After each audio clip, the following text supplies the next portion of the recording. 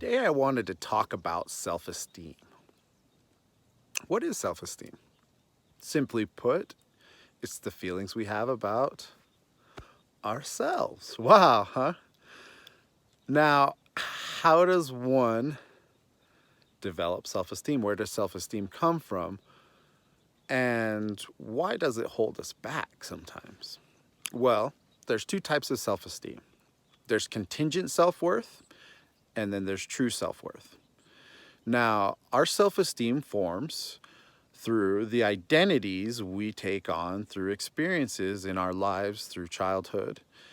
And if these identities are a holistic representation of who we are, of what we like and our values, then our self-worth will develop and we'll be able to develop strong relationships, we'll be able to have meaningful connections, our lives will be better.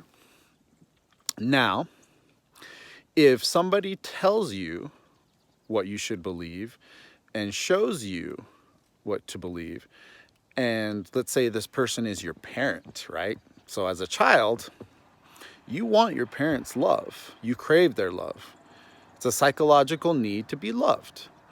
So if your parents are telling you that their love is dependent on a certain outcome, then you will develop what's called contingent self-worth.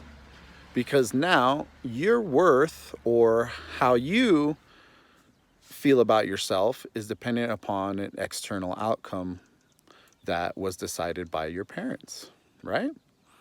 Now, true self-worth is the idea that regardless of what happens on the outside, I still have value.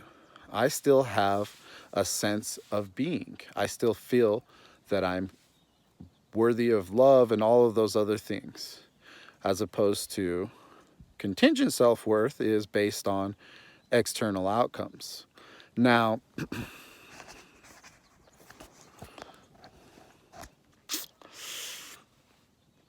I grew up in a very strict religious household, which then translated into contingent self-worth for myself, because that's what my parents had.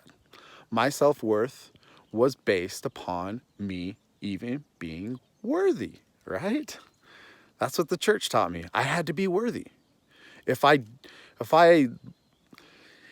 gave way to the pressures of being 13 and horny, then I wasn't worthy, right? What are you teaching a 13-year-old kid? That their worth is dependent upon them being able to override feelings and things that are evolutionary. They're there for a reason. Sex feels good because it's evolutionary, because we need to pass on our DNA. So you're telling a 13-year-old kid that his worth isn't, you're not worth, you know, you're not good enough because you can't control your urges, right? So I developed contingent self-worth. Later on, I used other extrinsic deciding factors to determine if I was a good enough person. How much money I made, who I was dating, the car I drove, all of those things are extrinsic and they don't contribute to your happiness. Now, somebody who has true self-esteem is what's termed as a fully functioning adult. They have vitality in their life. Now, vitality and fully functioning doesn't mean you will be absent of negative feelings, but it does mean that those feelings, those negative feelings, won't be about yourself. You can still feel bad about outcomes if something doesn't go your way or this, that, or the other, but at the end of the day, you have a strong foundation in your worth. Your worth is not dependent on any extrinsic or external factor. Your worth as a human has nothing to do with that. You can love yourself independently of what's going on around you. I'm trying to. This is something that I've been dealing with for quite some time. And I see it in my family and I see it all around me. Just, everyone thinks that they need to have wealth, beauty, or fame to be happy. And, I was one of those people. I need to have a nice car. I need to have beautiful. I need to have the haircut. I need to, lose a bunch of weight, go to the gym. I did those things. It didn't change my feelings of self-worth. What did change my feelings of self-worth were using positive emotions, changing my mindset, meditating, accepting myself for who I am, just telling myself, Kent, I love you and I accept you just the way you are right now. I wouldn't change anything. I hope it's helping.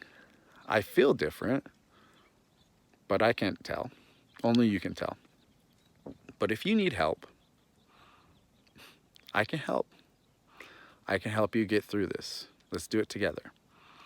We can build true self-esteem, we can build true self-worth, and then we can be fully functioning, and then we can achieve our potential. That's all.